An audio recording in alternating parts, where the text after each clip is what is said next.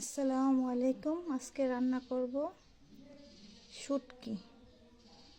আবার কেউ কেউ বলতে পারেন যে মাছ মাংস রেখে শুটকি রান্না করতেছে।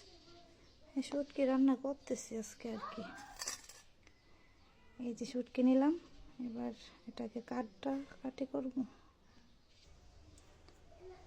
কাটাকাটির পর খুব ভালো করে ধুয়ে নিলাম পরিষ্কার করে। এবার রান্নার পাল্লা দিলাম তেলে দিয়ে দিলাম শুটকি, হালকা ভেজে নেব। একটু হলুদ আর লবণ দিয়ে ভেজে নেব। গ্রামের মানুষ তো অত শুদ্ধ করে কথা বলতে পারি না। শুটকিগুলো ভাজা হয়ে গেছে, এবার এগুলো নামাইলাম। এবার আর একটু তেল দিয়ে পেঁয়াজগুলো ভেজে নেব। পেঁয়াজ বেশি বেশি লাগবে, কম লাগবে না।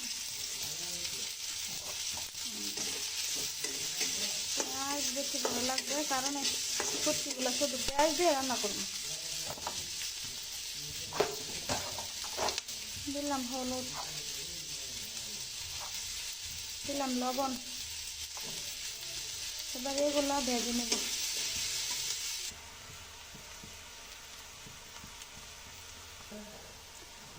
শুদ্ধ কইরা তো আর কথা কইতাম পারি না। শুদ্ধ কইরা কথা কইতাম গেলে আমার দাঁত জায়গা ভাঙ্গা। দাঁত ভাঙানোর কোনো দরকার আছে? এদিক দিয়ে আমার পেঁয়াজও ভাজা হয়ে গেছে মোটামুটি। আর একটু ভাজা হইলে একটু পানি দিয়ে দিই মনে। একটু পানি দিয়ে দিলাম। দিলাম একটু রসুন বাটা, দিলাম কাঁচামরিচ বাটা। কাঁচামরিচ নাই ঘরে, তার জন্য বাটাই দিয়ে দিলাম। দিলাম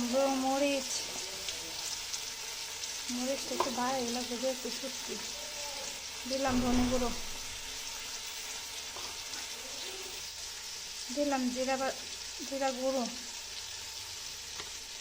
এবার ভালো করে কষায় নিলাম। না কষালে তো আর মজা হইতো না।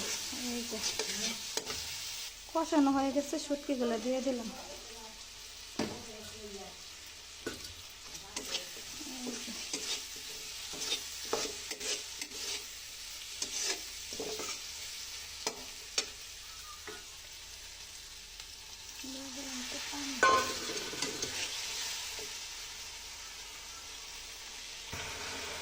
দেখছেন কত সুন্দর মাংসের মতো রান্না হয়েছে শুটকি।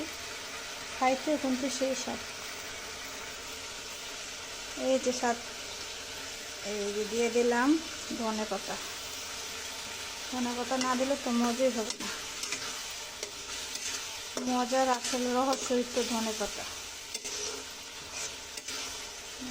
আমার শুটকি রান্না প্রায় কমপ্লিট।